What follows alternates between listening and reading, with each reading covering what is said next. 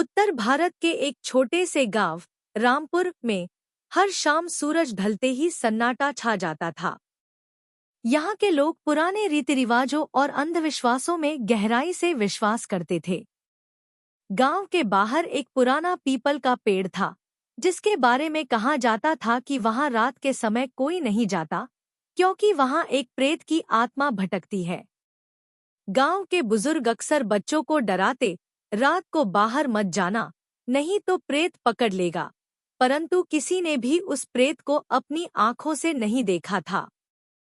सब कुछ सामान्य चल रहा था, जब तक कि गांव के सबसे अमीर किसान हरिराम के बेटे अर्जुन की अचानक मृत्यु नहीं हो गई। अर्जुन गांव का सबसे होनहार और नेकदिल युवक था। उसकी शादी तय हो चुकी थी, पर विवाह से ठीक एक हफ्ता पहले वह रहस्यमय परिस्थितियों में मरा पाया गया। अर्जुन की मौत ने पूरे गांव को हिला दिया।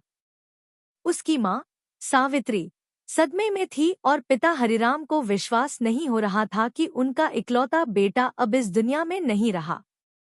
अर्जुन की मौत के बाद गांव में अजीब घटनाएं घटने लगी। रात को किसी के रोने की आवाज आती, कभी-कभी किसी के हंसने की। अर्जुन की मंगेतर राधा भी कहती कि उसे अर्जुन की परछाई अपने कमरे में दिखती है। कुछ ही दिनों में गांव के कई लोग बीमार पड़ने लगे। पशु अचानक मरने लगे और बच्चों को डरावने सपने आने लगे। गांव के पंडित जी ने बताया, यह अर्जुन की आत्मा की बेचैनी है। उसकी अंतिम इच्छा अधूरी रह गई है, इसलिए उसकी आत्मा भटक रही है। गांव के बुजुर्गों ने मिलकर फैसला किया कि अर्जुन की आत्मा की शांति के लिए कुछ करना होगा। तभी किसी ने सुझाव दिया, क्यों न अर्जुन का प्रेत विवाह करवा दिया जाए? इससे उसकी आत्मा को शांति मिल जाएगी।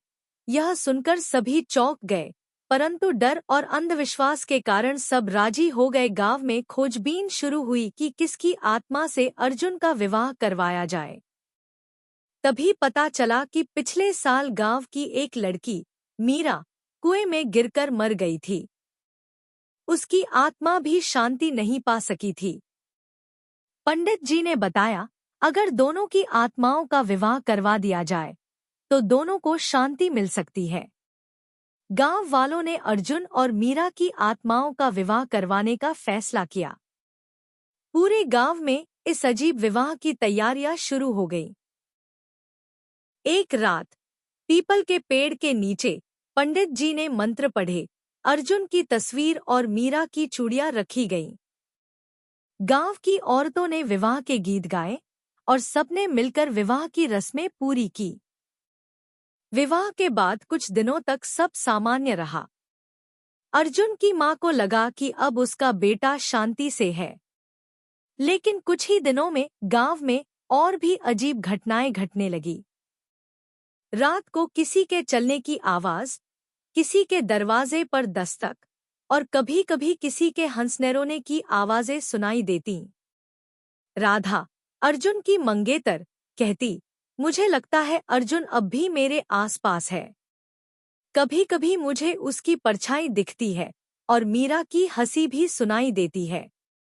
एक रात गांव के कुछ नौजवानों ने हिम्मत करके पीपल के पेड़ के पास जाने का फैसला किया। वे सब टॉर्च लेकर वहां पहुंचे। अचानक हवा तेज चलने लगी और सबको लगा जैसे कोई अदृश्य शक्ति वहां मौजूद है। तभी एक लड़के ने देखा कि अर्जुन और मीरा की परछाई पेड़ के नीचे दिख रही है। वे दोनों एक दूसरे का हाथ पकड़े हुए थे, पर उनके चेहरे पर शांति नहीं थी, बल्कि बेचैनी थी। तभी वहां मौजूद पंडित जी ने बताया, शायद हमने जो किया वह सही नहीं था। आत्माओं का विवाह एक अंधविश्वास है। इससे आत्माओं को शांति नहीं मिलती, बल्कि उनकी बेचैनी और बढ़ जाती है।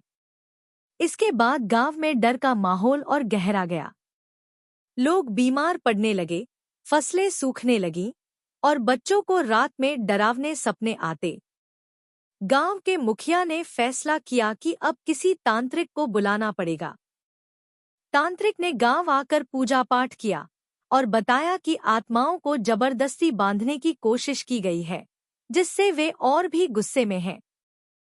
तांत्रिक ने गांव वालों को समझाया कि आत्माओं को शांति देने का सही तरीका है उनकी अधूरी इच्छाओं को पूरा करना, न कि अंधविश्वास में पड़कर ऐसे अनोखे विवाह करवाना। गांव वालों ने अर्जुन और मीरा की अधूरी इच्छाओं के बारे में जानने की कोशिश की। राधा ने बताया कि अर्जुन चाहता था कि गांव में एक स्कूल खुले ताकि सब बच्चे पढ़ लिख सकें। मीरा की मां ने बताया कि मीरा की इच्छा थी कि उसकी छोटी बहन की शादी अच्छे घर में हो। गांव वालों ने मिलकर अर्जुन की याद में गांव में एक स्कूल खुलवाया और मीरा की बहन की शादी अच्छे घर में करवाई। इसके बाद गांव में धीरे धीरे सब कुछ सामान्य होने लगा। रात को डरावनी आवाजें आना बंद हो गई और लोगों ने चैन की सांस ली। गांव वालों ने सीखा कि अंधविश्वास में पड़कर आत्माओं को शांति नहीं मिलती, बल्कि उनकी अधूरी इच्छाओं को पूरा करके ही उन्हें मुक्ति मिलती है। अर्जुन और मीरा की आत्माएं अब शांति में थी और गांव में फिर से खुशहाली लौट आई। अगर आपको मेरी कहानी पसंद आए तो वीडियो को लाइक करें, चैनल को सब्सक्राइब करें। Thank you.